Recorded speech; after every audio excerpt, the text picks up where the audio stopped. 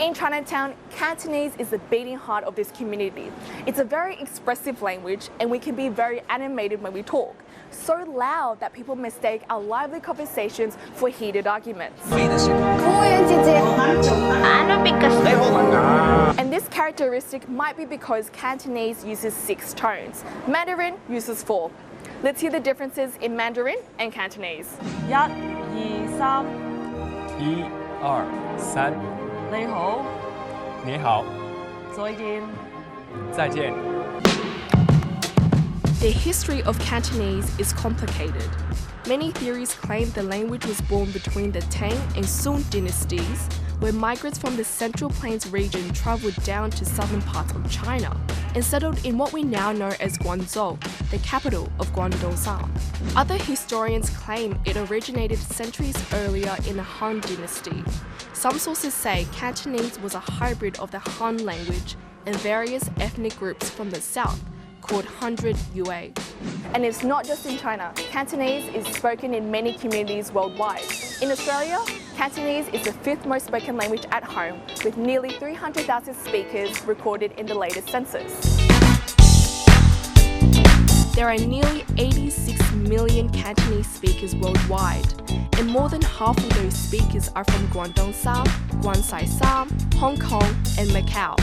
But that stat will look very different in a few years. 好多時候會講普通話啦，係咪？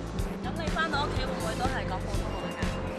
有時啦嚇。有時啦。但係我強制佢同佢講返廣州話。因為我唔想喺屋企都要同佢講普通話。如果佢講普通話，我唔同佢講。我哋全部都係講普通話。佢慢慢大個咗，會講白話咯，我覺得。Some older Cantonese-speaking locals are talking to their children in Mandarin, as younger people start to lose their fluency in Cantonese.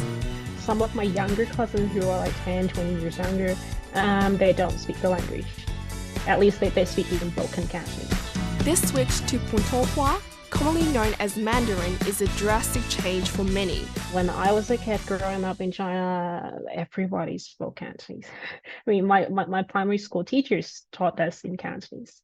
That was like before the promotion of Mandarin. In 2021, China launched a campaign for 85% of its citizens to use Mandarin by 2025. The government wants one national language for national unity in the education system and employment.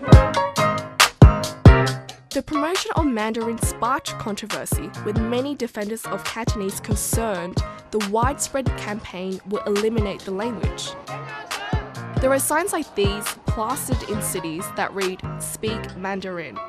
Those signs that say, speak standard Chinese and use standard characters, you see those all over China, everywhere. Fortunately, we don't see that in Hong Kong yet. The government's campaign to take up Mandarin has stirred up resistance among Cantonese-speaking people. It is such a pity to see my own language is not spoken as frequently as people of my own heritage. So is Cantonese on its way to extinction? I'm concerned for the future, but I think that Cantonese, if it goes extinct, it will be a much longer process in Hong Kong. In Hong Kong, speaking Cantonese is a source of pride and identity. Linguistics experts say the survival of a language relies on a range of socio-cultural factors, like speaking it at home, teaching it at school, and personal choice. I think people's willingness of speaking Mandarin right now is not because the government is pushing it. They choose or they prefer Mandarin because Mandarin is like a more practical and useful variety of the Chinese language to them. Many people believe speaking Mandarin guarantees a good future at school and work. In recent years, there have been some efforts that were made to try to preserve the language. So I think it's improving slowly. I mean, it's not going to die, but it will take time and efforts to really preserve the language. And preservation efforts have started taking effect. In 2015, China launched a country-wide program to preserve different languages and dialects. Whether it can succeed now is another question, but they're doing their best.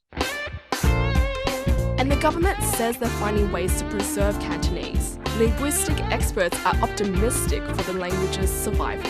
Yeah, of course, like national propaganda is a factor. I think the most influential or impactful factor would be whether this language is spoken in a household and whether parents are willing to speak the language and pass it on to their kid. 從而家開始，好似我廣東話嘅人，繼續講廣東話，希望覺得好努力。To my mom, I am so sorry for my pronunciation.